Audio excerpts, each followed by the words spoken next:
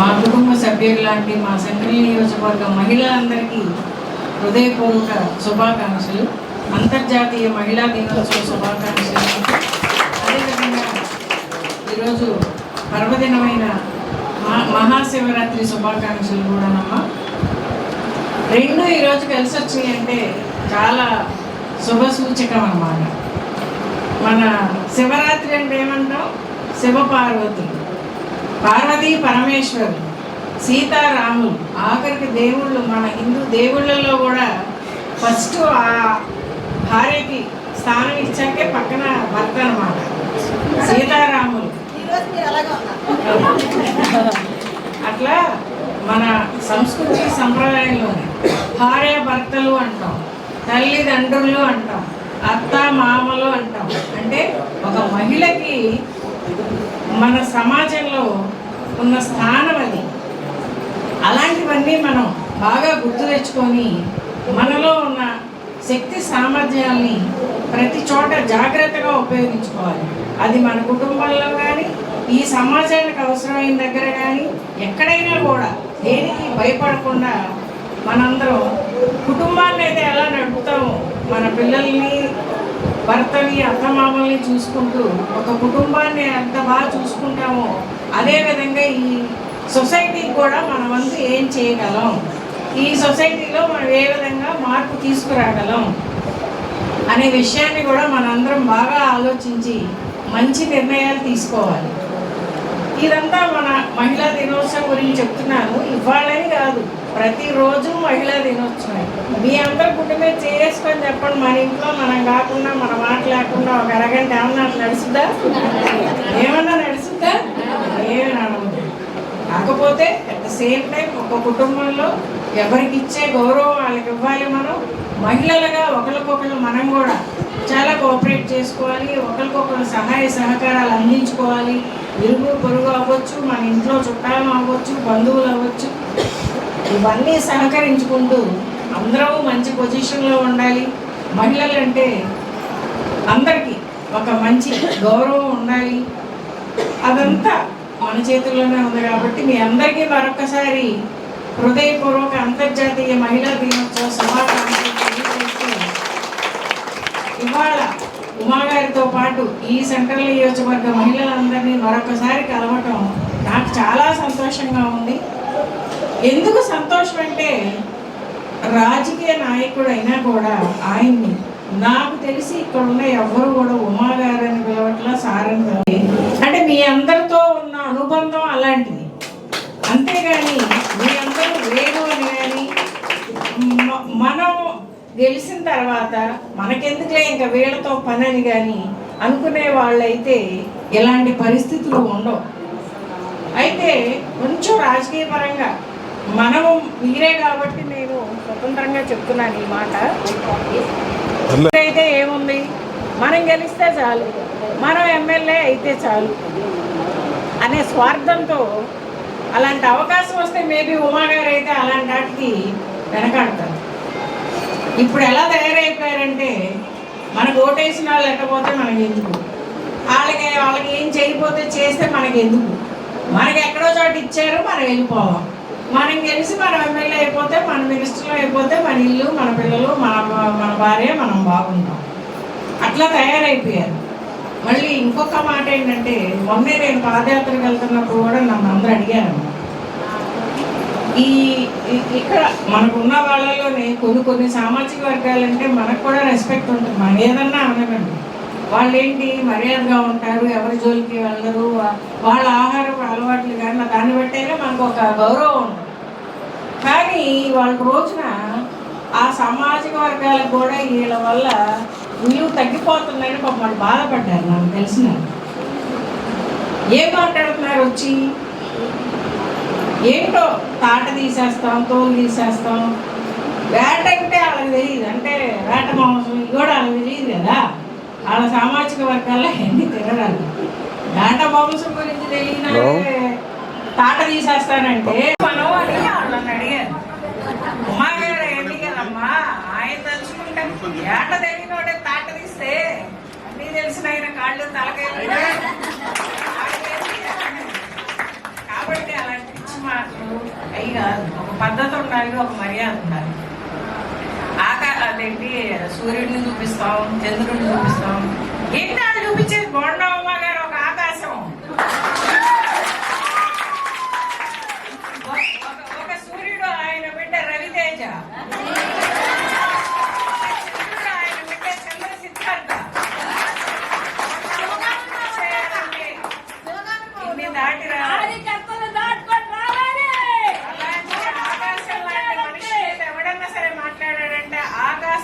ముందు వేస్తే ఏం జరుగుతుంది? ఆ వర్షంలో వాళ్ళే తడుస్తారు.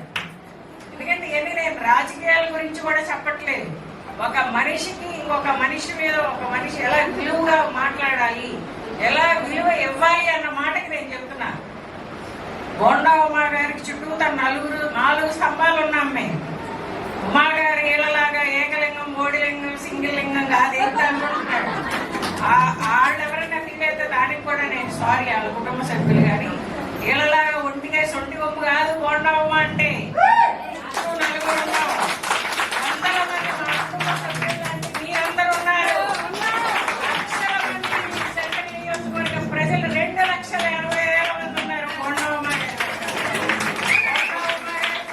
మాట్లాడాలంటే వీళ్ళందరినీ దాటి రావాలి. అవునా కాదా? నేను వెళ్తున్నప్పుడు మీ అందరినీ కలిసినప్పుడు అవన్నీ చూస్తే నిజంగా నాకు కూడా చాలా సంతోషంగా అనిపించింది. అది బోండా ఉమ్మ అంటే. అధికారంలో ఉన్న ప్రతిపక్షంలో ఉన్న బోండా ఉమ్మ గారు 15 ఏళ్ల నుంచి ఇక్కడే ఉన్నాం. మేమందరం మీతోనే ఉన్నాం. మీరందరూ ఏది మా ఇంట్లో శుభకార్యం అని పిలిచినా వచ్చారు, మా ఇంట్లో మనిషికి బాగాలేదన్నా వచ్చారు. ఇవన్నీ ఇక్కడే ఉన్నాం. అంతేగాని మీ అందరినీ వేరే అనుకుంటే, స్వార్థం చూసుకుంటే అది వేరు. లేదు, అధికారం ఉందా లేదా అనేది కాదు. మనల్ని నమ్మి మనతో ఉన్నారు, మనం కావాలనుకుంటారు, మనల్ని గెలిపిస్తారు, గెలిపించారు, మనాళ్ళు అనుకున్నారు. కాబట్టి ఎలాంటి పరిస్థితులైనా మీ అందరితో నిలబడే మనిషి బోండా ఉమా గారు. కాబట్టి మీ ఇంటికి వస్తే అడగండి. ఇంకో ఆయన కూడా అంటాడు, ఒక మాట గుర్తొచ్చిందంట ఆయన కాదు వస్తే, ఎవడు వీడు ఎచ్చటి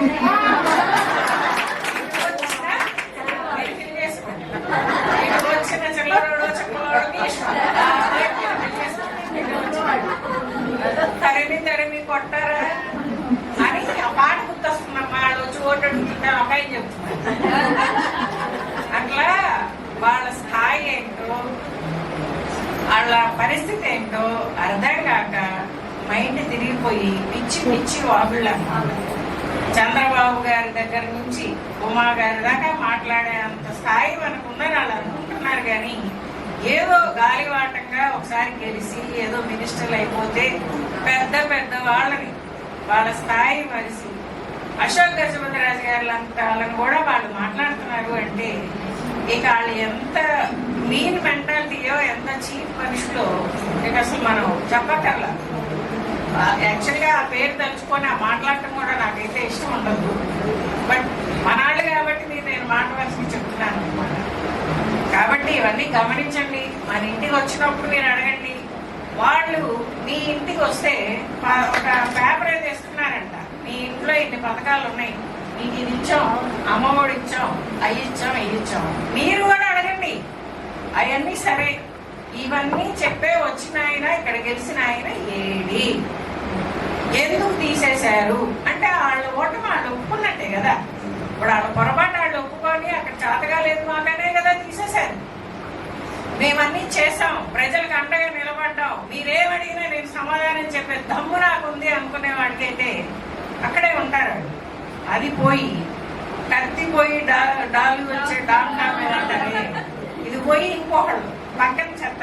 ఆల్రెడీ సెంట్రల్ నియోజకవర్గంలో ఉన్న చెత్త తీయడానికే బోండా ఉమా గారు చాలా కృషి చేసి ఆ డంపింగ్ తీసేసుకుంటాం. మనం ఇంకా ఎక్కడెక్కడ చెత్త తెచ్చి ఇక్కడే వేస్తారంటే ఊరుకుంటారా మీ అందరూ? అవసరం మనకి ఎక్కడెక్కడ చెత్త లేదు, డెఫినెట్ గా మనకు అక్కర్లేదు ఈ చెత్తలేమో. కాబట్టి మీరు అడగాల్సింది ఏంటంటే, పోటీ చేసినప్పుడల్లా ఒక పార్టీ, ఒకేసారి ఒక పార్టీలో ఉండరాదు, ఒకేసారి ఒక్కసారి ఒక నియోజకవర్గం. అందుకని మీరేం అడుగుతారంటే, మాకేం పథకాలు ఇస్తున్నారో మీరు మాకు లెటర్లు ఇవ్వటం కాదు. పథకాలు ఇస్తున్నారంటే గవర్నమెంట్ అప్పుడు చంద్రబాబు గారిని అడిగిన వాళ్ళే వీళ్ళందరూ.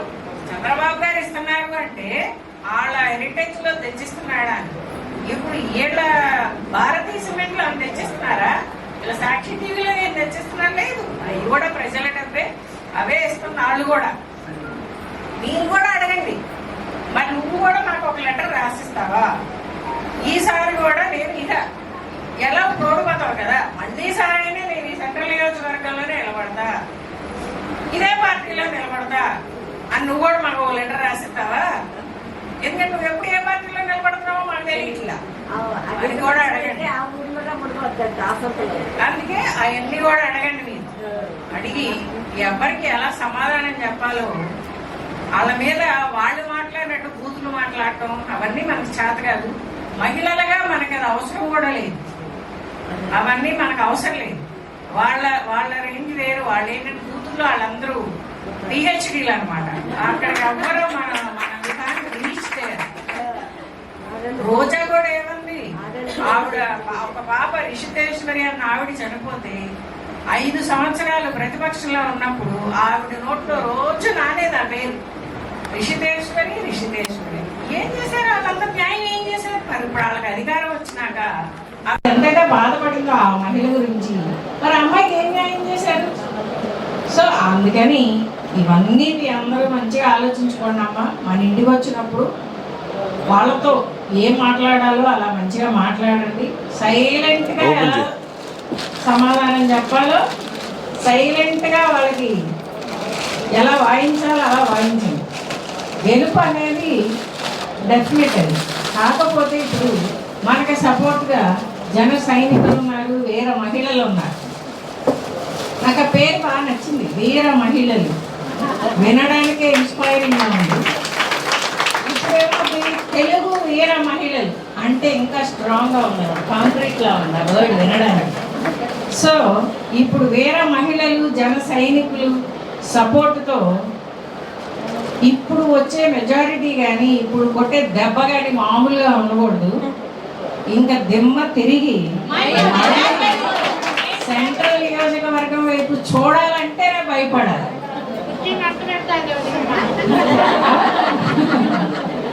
అట్లా థ్యాంక్ యూ అమ్మ. మీ అందరితో మేడంతో పాటు బారోకతో పాటు అందరితో ఉన్నాము. నాకు కూడా యాక్చువల్గా నా హెల్త్ కూడా బాగాలేదు, కానీ అందరిని ఒకసారి కలవాలని రావడం చెప్పింది తగ్గిపోయింది. మీ అందరిని చూసి సత్యాలంకారం తీసుకుని దాచి కూడా జరుగుతుంది. అందరూ చక్కగా మీ అందరూ బాగుండాలి. ఇవాళ మహాశివరాత్రి పర్వదినం సందర్భంగా ఆ పార్వతీ పరమేశ్వరుల చల్లని ఆశీస్సులు మీకు, మీ కుటుంబాలకి, మీ బిడ్డలకి ఉండాలి. మీ అందరూ బాగుండాలి. మీ పిల్లలందరూ బాగా చదువుకొని మంచి పొజిషన్లోకి రావాలి. అవన్నీ జరగాలంటే ఒక అనుభవం ఉన్న వ్యక్తి చేతుల్లో ఈ రాష్ట్రాన్ని పెడితేనే మన పిల్లలు చదువుకుంటారు.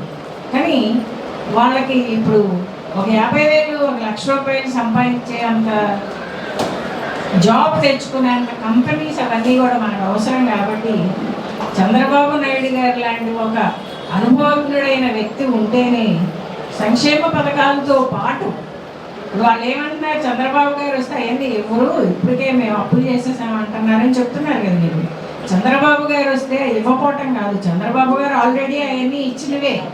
వాటితో పాటు సంపదను ఎలా సృష్టించాలి, వాళ్ళ అమ్మఒడి 2 పిల్లలు ఇద్దరికి ఇస్తామంటున్నారు. మనాడు ఇస్తాం, ఇచ్చి వాళ్ళు చదువుకున్నాక వాళ్ళకి అవసరమైన ఉద్యోగాలు కూడా కల్పించేంత శక్తి సామర్థ్యాలు, ఆ అవకాశాలు, అటువంటి కంపెనీస్ అన్నీ కూడా ఒక అనుభవం ఉన్న వ్యక్తిని నమ్మి వస్తారు. కానీ ఏమీ తెలియని రాను కదా.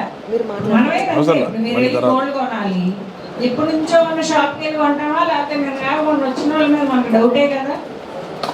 కాబట్టి మీ చుట్టుపక్కల వాళ్ళతో కానీ మీరు డివిజన్లో పర్యటనలో ఉన్నప్పుడు కానీ ఇవన్నీ మీరు గుర్తుపెట్టుకొని చక్కగా అందరితో డిస్కస్ చేయండి. బాగా మాట్లాడి అందరినీ కలుపుకొని వెళ్ళండి. ఏదో ఒక కుటుంబం అన్నాక చిన్న చిన్న విభేదాలు ఉండొచ్చు, వాళ్ళకి న్యాయం జరగడంలో కొంచెం తేడా, కొంచెం లేట్ అవ్వచ్చు. బట్ మన గవర్నమెంట్ అనేది ముఖ్యం, మన ఎమ్మెల్యే అనేది ముఖ్యం. అసలు స్థానంలో ముందు మన వాళ్ళు ఉంటే తర్వాత మనం అన్నీ కూడా ఈజీగా సాల్వ్ చేసుకోవచ్చు. కాబట్టి మీ అందరికీ మరొకసారి అంతర్జాతీయ మహిళా దినోత్సవం తెలియజేస్తూ మీ అందరికీ చాలా ధన్యవాదాలు. ఈ నెల రోజుల్లో అందరం కష్టపడి పనిచేద్దాం. తర్వాత డెఫినెట్గా వేరే లెవెల్లో మళ్ళీ ఇక్కడే వెళ్తాం.